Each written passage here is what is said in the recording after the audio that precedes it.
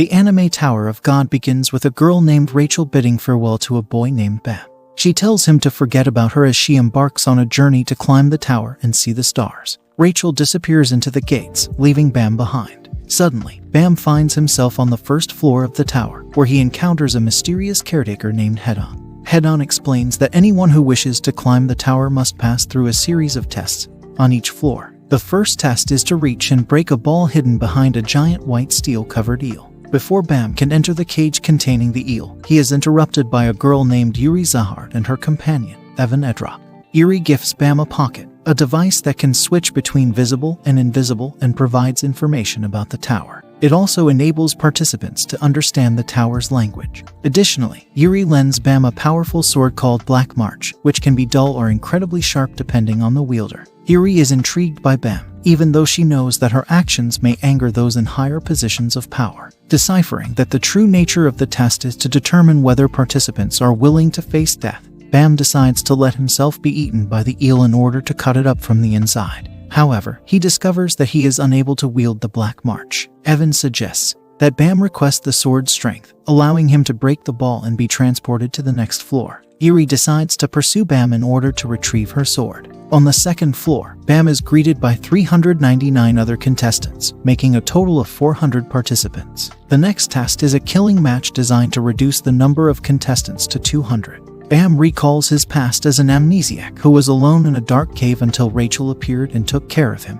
Rachel taught him about the world and how to read, forming a deep bond between them. On the second floor of the tower, Bam encounters two other contestants, Conegro Agnes and Rak Wraithrazer. Both Kun and Rak recognize the Black March due to a symbol on its hilt, which intrigues Kun greatly. Rak, on the other hand, becomes determined to hunt down Bam in order to become stronger. Kun decides to form an alliance with Bam, and at the last moment, he also manages to include Rak in their team. The next test requires participants to form teams of 3, so their alliance becomes crucial. In the mothership, the test administrator and ranker named Liro Ro challenges the contestants to withstand his water barrier, created using the tower's power known as Shinsu. The overwhelming force of the Shinsu pushes back all the participants except for Bam, who manages to remain standing due to his seemingly good luck.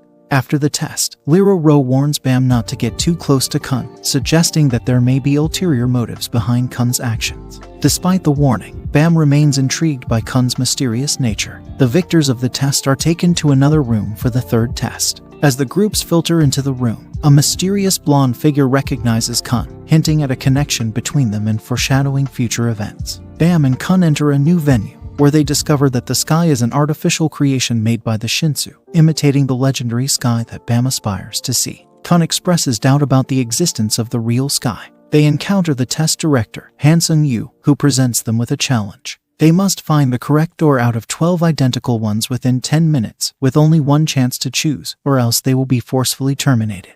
Kun tries to strategize, but he is haunted by his past. It is revealed that he was betrayed by his half-sister, Maria, after he helped her become one of the elite girls known as a princess of Jahad.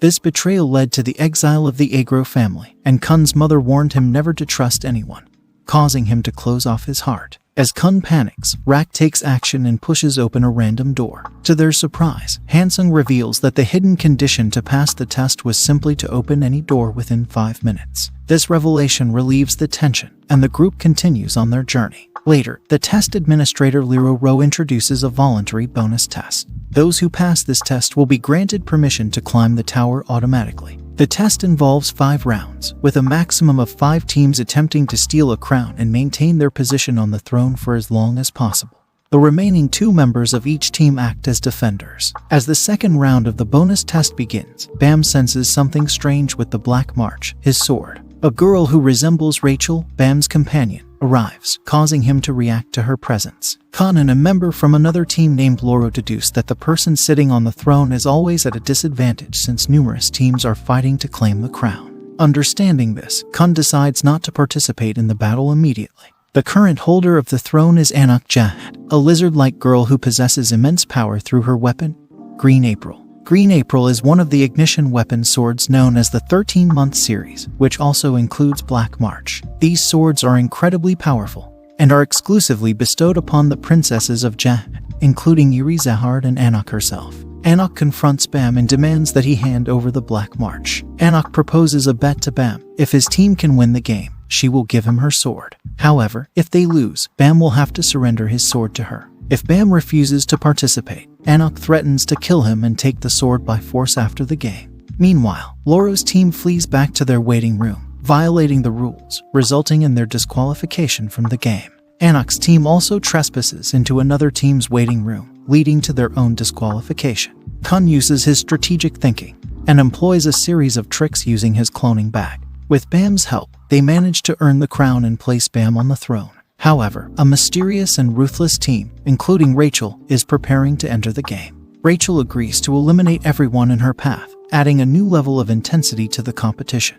During the chaos, Bam recognizes Rachel among the participants and instinctively jumps to protect her when she is attacked by a masked female player. In the process, both Bam and Rachel are struck on the head and fall to the floor. Bam vows to protect Rachel, and suddenly, a strange explosion of Shinsu occurs. It appears as if Bam has transformed into Shinsu itself and willingly attacked the player, which goes against the unbiased and absolute rules of the tower. As a result of the immense power release, the crown is melted, and the game ends without a victor. Additionally, Bam had left the throne during the game. Due to his serious head injury, Bam is taken to the infirmary for treatment.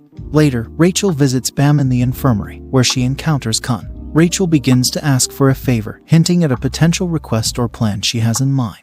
Meanwhile, Liro approaches Hansen and questions his motives for administering this bonus round. Hansen cautions that as administrators, their role is to prevent potentially dangerous individuals from obtaining the tower's power. It is hinted that Bam may be one such dangerous person. 5 days have passed since the intense competition, and Rachel approaches Kun with a request. She asks him to lie to Bam, telling him that she was never present in order to prevent them from becoming burdens to each other. Kun quickly realizes that Rachel doesn't truly care about Bam and decides to distance them as per Rachel's request. Meanwhile, Anak manages to steal the Black March, but the sword refuses to listen to her commands. Bam awakens from his unconscious state, and Kun informs him about the upcoming 4th test. Liro had assigned each participant a specific position within their teams for the test. These positions include Fisherman, Spear Bearer, Lighthouse Bearer, Scout, and Wave Controller. Bam is designated as the Wave Controller, a position that requires him to utilize Shinsu to support his team members. However, in order to surpass his limits and access higher levels of Shinsu, Bam must form contracts with the floor masters using their pockets. The floor bearers warn Bam that receiving the contract will come with shackles and potential limitations. Everyone works diligently to pass their respective classes and improve their skills. During mealtime, Bam encounters Endorsi Jahad, a princess of Jahad who accuses Anak of being an imposter. Kun later discovers that although Anak was supposedly made a princess of Jahad after climbing the tower, she is currently in the process of passing the tower's test, and official records indicate that she is deceased. As tensions rise, an enraged Anak and Endorsi engage in a battle within their class. It is revealed that the current Anak is the daughter of the real princess, and her parents were killed by the other princesses. Seeking revenge, Anak entered the tower to confront and challenge those responsible. Endorsi engages in a conversation with Bam and Anak, likening the princesses of Jahad to luxurious shoes displayed in a cabinet. Once they are granted Jahad's power, they are bound by certain restrictions. One of these restrictions is the prohibition of engaging in intercourse and bearing children to prevent the inheritance of Jahad's power. This revelation sheds light on the sacrifices and limitations imposed upon the princesses. The fierce battle continues between Endorsi and Anak. Their fight reaches its climax as both combatants fall into a deep pit, leaving them seriously injured. The consequences of their clash have a significant impact on their physical well-being.